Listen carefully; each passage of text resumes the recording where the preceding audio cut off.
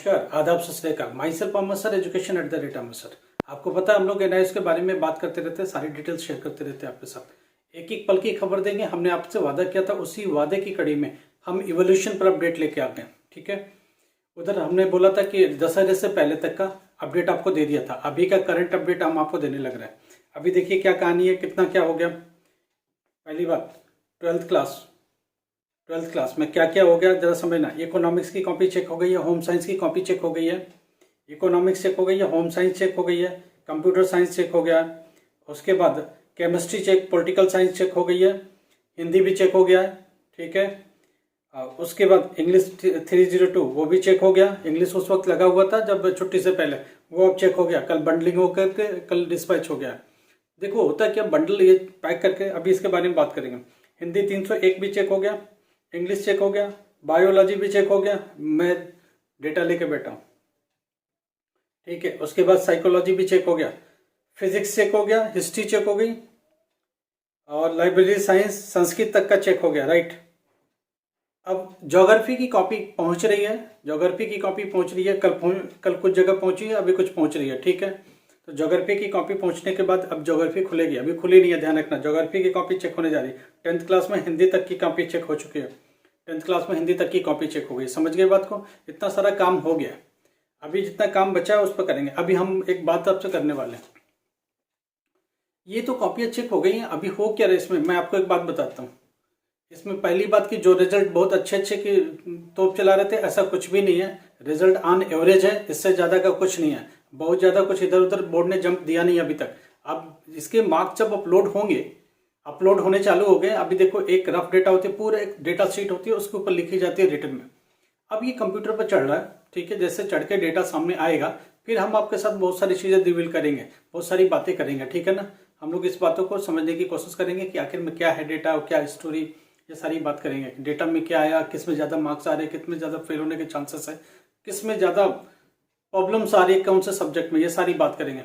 कल अच्छा एक पेपर हुआ था कल डेटा एंट्री का, वो बहुत गंदा पेपर था। गंदा पेपर इन द सेंस, उसमें एक सेट ऐसे थे जो टीचर से भी नहीं हिल रहे थे।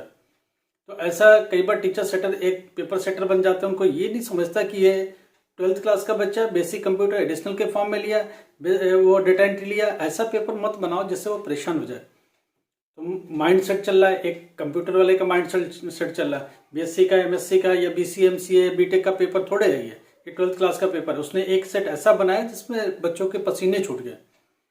राइट, जैसे ABC सेट है तो उसमें से एक सेट ऐसा था जिसमें पसीने छूट गए थे, वो था B सेट। A सेट और C सेट दोनों ठीक था। B सेट में बहुत प्रॉब्लम आई बच्चों को, बहुत सारा सफर कर रहे थे कल बच्चे। बिल्कुल उनकी जैसे सांस अटक रही थी, वो वाली कहानी थी। क्योंकि रियली में उसके आंसर्स टीचर्स से भी नहीं निकल रहे थे, ऐसा पेपर दे दिया था।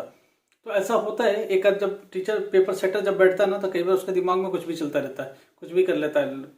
देखो, एक पढ़ा लिखा कुछ जरूरत से ज़्यादा जब काबिल आदमी होता है और वो हायर लेवल का होता है। एक्चुअली मैं एनआईएस में मैं समझने की कोशिश कर रहा हूँ, एनआईएस का पेपर बनाता कौन है और एनआईएस की सेटिंग किसके साथ है। एनआईएस ये जेएनयू वाले के साथ बैठते हैं, दिल्ली यूनिवर्सिटी वालों के साथ बैठते हैं। समझिएगा हमारी बात को। ये पूरा पैनल इनके सिलेबस में भी काम करता है और ये पैनल इनके पेपर में भी काम करता है, और साथ में इनके खुद के पेपर सेटर्स हैं। ठीक है, तो जब इन टीमों के साथ हम लोग बात करते हैं तो जल्दी क्या बात आती है। अब वो एक माइंडसेट का, यूनिवर्सिटी वाला माइंडसेट का बंदा बैठा हुआ, राइट। अब वो 11th-12th का पेपर सेट कर रहा है। उसको ये नहीं समझता कि ये जो बच्चा डेटा एंट्री लेके बैठा है वो इतने हाई लेवल का नहीं है। अब तुम कंप्यूटर साइंस के ग्रेजुएशन पीजी को पढ़ा रहे तो ऑब्वियसली तुम 11th-12th के लेवल को जज नहीं कर सकते या उस लेवल को रोज समझ नहीं सकते। तो वो तुम क्या बैठे बैठे दिमाग में आ गया ये 4 क्वेश्चन ऐसे बना दे, 5 क्वेश्चन ऐसे दे दे। आपने तो दे तो दिया, मगर क्या वो 11th का लड़का जो दूसरे बोर्डों से रो के फेल होकर के एनआईएस में आया, क्या वो इस काबिल है कि इसको जस्टिफाई करेगा? क्या वो काबिल है कि इसका आंसर को देगा? तो थोड़ा ये समझने की जरूरत पड़ेगी। तो कल के पेपर में एक ऐसा हादसा हुआ है, इसलिए मैं आपके साथ शेयर कर रहा हूँ। देखो, हमने आपको बोला ना, हम लोग एक ऐसे लोग हैं जो पेपर करा रहे डेली, एग्जामिनेशन सेंटर्स पर है। समझिए हमारी बात को। आपकी कॉपियों के इवैल्यूएशन में भी पार्टिसिपेट कर रहे हैं। तो हम लोग को रियल और ऑथेंटिक डेटा अपने लोगों के पास है और आपके साथ शेयर कर रहे हैं। कोई कुछ भी बोले उस पर ट्रस्ट मत करना। मैं बार बार यही कह रहा हूँ, कुछ भी हवा उड़ाना, अपने वीडियो के लिए व्यूज कमाना, ये लोगों की आदत है। इसमें नहीं जाने का, आपको ऑथेंटिक लोगों के साथ रहने का जिसको पेपर का ज्ञान है, नॉलेज है। और दूसरी बात, अब कॉपियाँ खुल रही तो उसमें क्या हो रहा है, उसमें बच्चे लिख क्या रहे हैं, सर मुझे बचा लो नहीं तो मैं फांसी लगा लूंगा। एक लड़का लिखता है कि सर मेरा बाप बहुत मारता है मेरे को, प्लीज आप मेरे को बचा लो, अगर मैं फेल हो गया तो मेरे पास सुसाइड करने के सिवा कोई रास्ता नहीं। ठीक है, अब उसको पढ़ के हंस रहे हैं हम लोग, और वो अपना कॉन्टेक्ट नंबर भी लिखता है, ईमेल आईडी भी लिखता है, व्हाट्सएप नंबर भी लिखता है। तो क्या बोले, ये बेवकूफ़ी, और क्या करेंगे। और उसके मार्क्स कितने आए, उस सब्जेक्ट में कितने मार्क्स है, 2 मार्क्स है, पूरी ब्लैंक कॉपी है, पूरी स्टोरी लिखता वो। ये तो एक हादसा हो गया। चलो एक और हादसा इसमें सुना देता है। एक लड़की क्या लिखती है कि अगर नहीं किया तो मेरे को जल्दी घर वाले शादी कर देंगे और मेरी करियर बर्बाद हो जाएगी, प्लीज मुझे बचा लो। ठीक है, अब एक बात बताओ, ये टीचर बैठे हैं किसी की जिंदगी बचाने के लिए? नहीं जी, नहीं नहीं, ऐसा गलती से भी नहीं बैठा है। इनका जो काम है, अगर ये अपना काम ईमानदारी से नहीं करेंगे तो फिर ये मुसीबत में आ जाएंगे। क्योंकि सोचो, एक बार कॉपी चेक करने के बाद रीवैल्यूएट हो रही है, दूसरे लोग बैठे हुए हैं, वो लोग उसको क्रॉस टोटल कर रहे हैं, तो कहाँ से दे दोगे? एक पेज तुम भर के आए, एक पेज में कितने मार्क्स लगा देगा टीचर? 2 क्वेश्चन अटेम्प्ट करके आए, दोनों क्वेश्चन की वैल्यू ही 4 नंबर होती, चलो पूरी नंबर दे दिया, 4 दे दिया, उसके आगे तो टीचर नहीं दे सकता ना। तो ये कुछ चीजें हैं जिनको समझने की जरूरत है। ठीक है, अब इस तरह की स्टोरी निकल के बहुत सारी बातें आ रही हैं। एक लड़का क्या बोलता है, मेरा आईएएस बनने का सपना है, प्लीज मुझे पास कर देना नहीं तो मेरे सपने टूट जाए। अरे जब आईएएस बनने का सपना है तो पहली बात कि तुम ठीक से पढ़ो ना। आईएएस बनना इतना आसान है क्या? तुम 12वीं में ठीक से नहीं पास हो सकते अपने बूते, तो तुम आईएएस क्या बनोगे? तुम यूपीएससी की तैयारी क्या करोगे? इतना आसान नहीं है आगे की जर्नी। कम से कम 12th अपने बूते ठीक से पास हो, 50% ही लो, ठीक से अपने बूते पास हो, तब जाके यूपीएससी के बारे में सोचना। तो ऐसे बहुत सारे स्टूडेंट्स हैं, प्लीज इन चीजों को आप अपनी कॉपी में नहीं लिखना, कोशिश करना। अभी भी जो लोग पेपर में हैं, प्लीज समझने की कोशिश करो, ज्यादा से ज्यादा क्वेश्चन अटेम्प्ट करो। टीचर का मन है आपको पास करने का तो कैसे करेगा? आपने अटेम्प्ट ही नहीं किया। आप 2 पेज, ज्यादा से ज्यादा उसकी वैल्यू 4 नंबर होती है, 6 नंबर होते, 10 नंबर, कहाँ जाएगा? उसके बाहर टीचर मार्क्स नहीं लगा सकता, प्लीज समझो।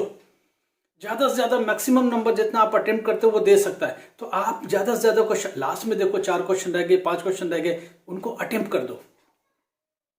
एक और रास्ता बताता हूँ। क्वेश्चन नंबर 5 आपको आता है बहुत अच्छे से, क्वेश्चन नंबर 8 नहीं आता है, तो आप क्या करो, क्वेश्चन नंबर 8 डालो और वही 5 का आंसर हेडिंग डाल करके लिख दो। कई बार टीचर हम लोग भूल जाते हैं, ये लगता है कि ये क्वेश्चन तो है, मगर ये कौन से नंबर पर, क्वेश्चन नंबर 8 लिखा है ना, तो 2 नंबर पर आगे, तो हम 8 पर जाकर 2 नंबर पोस्ट कर देंगे। फ्रंट पर एक क्वेश्चन नंबर 8 है, राइट, वहां अब आपने क्या करा, 8 में क्वेश्चन नंबर 5 का आंसर लिख दिया। हमको थोड़े याद, हमको कई बार हम लोग को टीचरों को याद नहीं रहता, ये रहता है कि ये क्वेश्चन है तुम्हारे में, ठीक, उसको हम चेक करके पहले मार्क्स दे चुके, फिर तुमने अटेम्प्ट कर दिया, उसके थोड़ी सी हेडिंग बदल के, थोड़ी सेंटेंस बदल के, हमको ये तो लग रहा है कि ये सही है, ये क्वेश्चन कोई तो होगा। तो ये रामबाण इलाज में आपको बता रहा हूँ, कोई क्वेश्चन लास्ट में नहीं आता, बिल्कुल मर रहे हो तो ये अटेम्प्ट फिर से कर देना। ठीक है, क्वेश्चन नंबर दूसरा डाल करके जो नहीं कर पा रहे हो उसमें डाल के कर दो, उससे क्या होगा, 1-2 नंबर मरे वाला बढ़ जाता है आपका। तो ठीक है, एक टिप्स आपके लिए। Thank you so much. Please जिन्होंने सब्सक्राइब नहीं किया सब्सक्राइब करो, आपको लेटेस्ट अपडेट सबसे पहले यहीं मिलेगी, ऑथेंटिक बात यही मिलेगी। तो जो बाकी लोग एनआईएस के पेपर आपके साथ फ्रेंड्स दे रहे हैं, प्लीज उनके साथ शेयर करो और कम से कम 10 लोगों को रोज शेयर कर दिया करो। और जिन्होंने सब्सक्राइब नहीं किया, प्लीज रिक्वेस्ट हुई है सब्सक्राइब करके रखो। Thank you so much.